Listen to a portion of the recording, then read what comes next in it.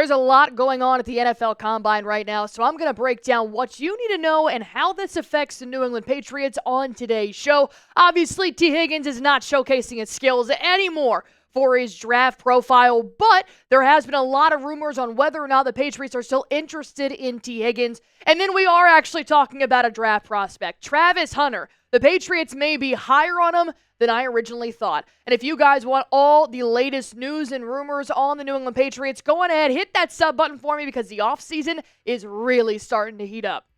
Let's get into the hottest topic right now. That is the number one wide receiver free agent, Tee Higgins. What is going on? Is he in?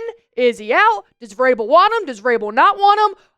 There are so many conflicting reports that at this point, I just want to say I'm done with Tee Higgins. Obviously, I won't because he's phenomenal. So let me just break down what's actually been going on step by step. Let's start all the way back at the beginning of the month. The Bengals plan to franchise tag Tee Higgins. They have until March 4th to complete this action. The reasoning for this is because they want to hopefully get him on a long-term extension. However, Tee Higgins recently tweeted out the cap emoji, aka there's no way that's happening. So maybe he is not as satisfied in Cincinnati than we thought. But then at the NFL Combine, there have been some reports the Patriots are not interested in Tee Higgins in free agency.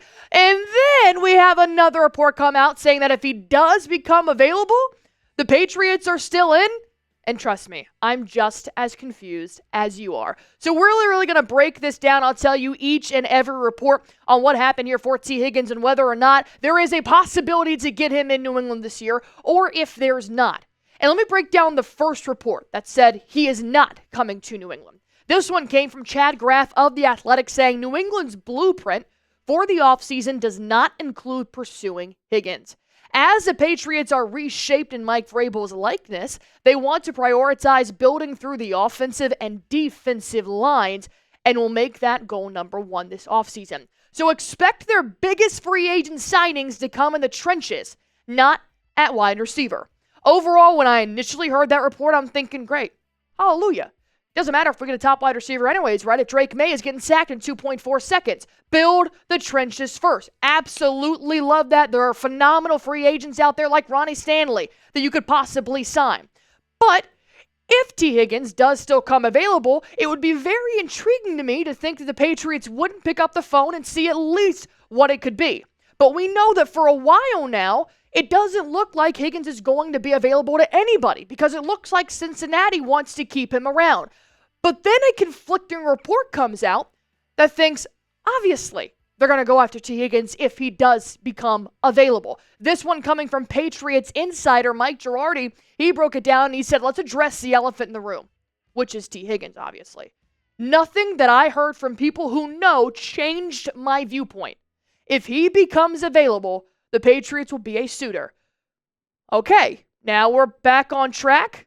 But as of right now, the wideout is unavailable, which we already knew. I know there's another report out there, unsourced, that suggests the Patriots wouldn't be in the mix. But Higgins has fans in the organization and would be someone they'd be comfortable spending money on. Or as a source said, as comfortable as you can be at that price, as he is expected to be about $30 million per year. So let's just go on ahead and knock out all the noise. Here is what we know that is in stone and can happen for New England. Tee Higgins is expected to be tagged. Cincinnati has made it clear they are looking to franchise tag Tee Higgins.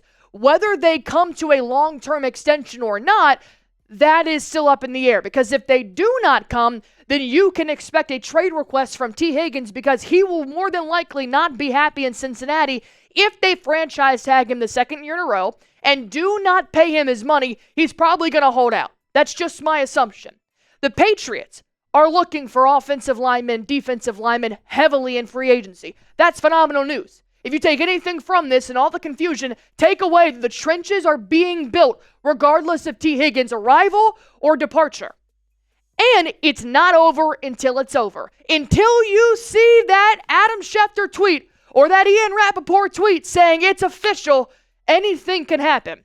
And I know this for a fact, free agency is about to be electric for New England. Looks like Mike Vrabel and Elliott Wolf, they want to fill out those paychecks and they want to sign that checkbook. And we're going to get some very intriguing players this offseason. Does that include Tee Higgins? You guys let me know. I know this is getting more dramatic by the day, but this is what happens when your team almost came in last in the NFL. You have $130 million cap space, and you have a franchise quarterback. This is what happens. Type Y for yes, type N for no if you guys want Tee Higgins in New England.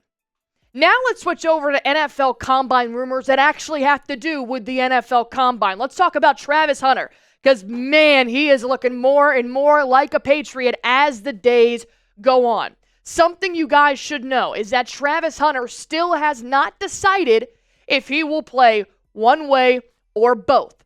But he did specify to a lot of reporters at the NFL Combine that he wants to play both. He is still on that train. And he doesn't know who listed him as just a DB in the NFL Combine, but he wants them to know that it's not just DB. It is DB and wide receiver right now. Here's what Travis Hutner had to say at the NFL Combine. I mean, nobody have done it, but I feel like I'll put my body through a lot. I do a lot of treatment. People don't get to see that part, what I do to my body to make sure I'm 100% each game, but I feel like I can do it because nobody have done it, and I know I can do it. I did it at college level, which the game is, we rarely get breaks, and it's a lot more breaks in the NFL. So now, knowing what you just heard from Travis Hutner, Masslive, their crew on site, love this. Defensively, the Patriots believe the best cornerback in the draft is Travis Hutner. Offensively, the Patriots believe the best wideout in the draft is Travis Hutner. Whether the two-way Heisman winner is still on the board at number 4, that's a different question. But I'll tell you this, after I just heard what Travis Hutner had to say, and after I've heard what Patriots organization members have said, I would be damned to see Travis Hutner fall past number 4. If he's available at 4, we'll take him. At least I'll take him. But if he falls past number 3, I don't think he's making it to number 5. It looks like the Patriots really, really like him on offense and on defense.